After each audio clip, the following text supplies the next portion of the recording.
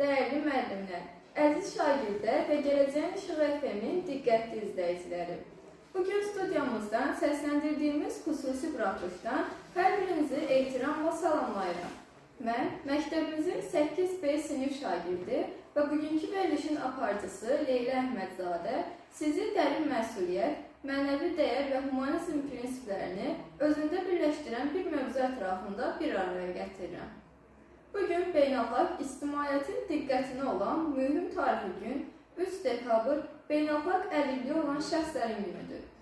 Birləşmiş Millətlər Təşkilatının 1992-ci ildə rəsmi şəkildə təsis etdiyi bu günün məqsədi cəmiyyətlərdə inklüzivliyin gücləndirilməsi, fiziki, sensor və ya psixososial məhdudiyyətləri olan şəxslərin hüquqlarının, imkanlarını və sosial iştiraklarının artırılması, eyni zamanda dünya birliyinin bu məsələyə qarşı həssaslığının yüksəldirilməsidir.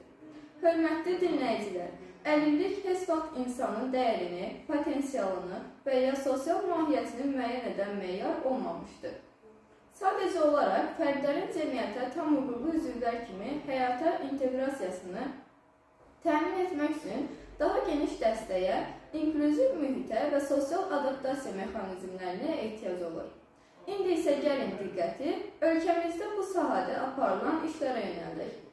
Azərbaycan son illər ərzində əlilliyi olan şəxslərin sosial müdafiəsinin gücləndirilməsi, reabilitasiya mərkəzlərinin yenilənməsi, inklüziv təhsilin tətbiqi, tibbi sosial ekspertiziya sistemlərinin təkmilləşdirilməsi istiqamətlərində mühüm addımlar atmışdır.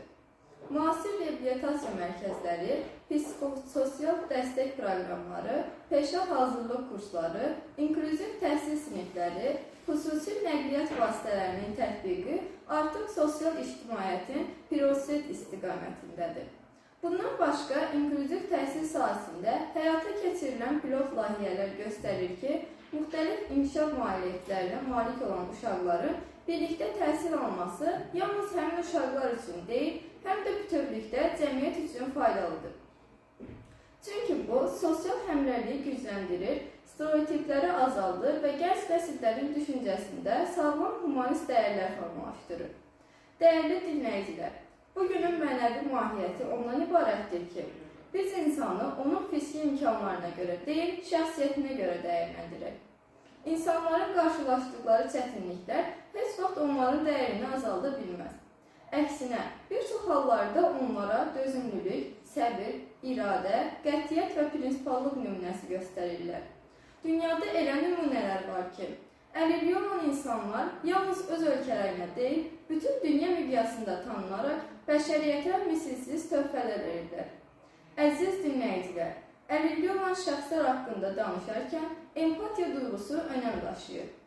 Empatiya başqa bir insanın hisslərini, çətinliklərini və dünyanı necə gördüyünü anlamaq bacarığıdır. Bu, yalnız etik davranış modeli deyil, həm də sosial inkişafın mühüm komponentidir. Müasir psixologiya sübut edir ki, empatiya bacarığı olan cəmiyyətlərdə daha sağlam, daha davamlı və daha təhlükəsiz sosial sistem yaradır. Bu baxımdan məktəblər, xüsusilə bizim kimi ümumi təhsil müəssisələri, inklüziv düşüncə tərzinin formalaşdırılmasında ən vacib məkandır. Bu baxımdan biz cəmiyyətin hər bir üzvü təkcə hüquqi deyil, həm də mənəvi məsuliyyət daşıyırıq. Məqsədimiz onların həyatında rahatlıq yaratmaqdan çox bərabər imkanlar formalaşdırılmasıdır. Çünki bərabərlik yardım deyil, hüquqdur. İmkan yaratmaq isə mərhəmət deyil, sosial vətəndaşlıq borcudur. Əgər biz bugün yalnız bugünlük xatırlatma ilə kifayətləniriksə, məqsədimizə çatmamış oluruq. Əsas məqsəd bu dəyərləri gündəlik həyatımıza daxil etmək, empatiyanın davranış normasının halına gətirmək, əlçatan mühit yaratmaq, hər bir insanın sosial inkişafını təmin etməkdir. Unutmayaq ki, bəşəriyyətin gücü onun müxtəlifliyindədir. Cəmiyyətin inkişafı yalnız sağlam insanların deyil, bütün fərdlərin potensialının reallaşdırılmasına bağlıdır. Hörmətli dinləyicilər, bu geniş və dərin mövzulu verilişimizin sonuna yaxınlaşırıq.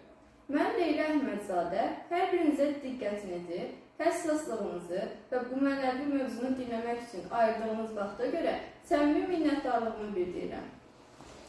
Arzu edirəm ki, bugün səsləndirdiyimiz fikirlər qəlbinizdə iz buraxsın. Sizə yeni düşüncə perspektivi qazandırsın və insanlara olan münasibətinizdə daha çox empatiya anlayışı və humanizm formalaşdırsın. İnanıram ki, bizim məktəbin hər bir şagirdi, hər bir müəllimi və hər bir dinləyicisi cəmiyyətin gələcəyinə daha ədalətli, daha bərabər, daha şəfəqətli bir istiqamətlə yönəltmək gücünə malikdir.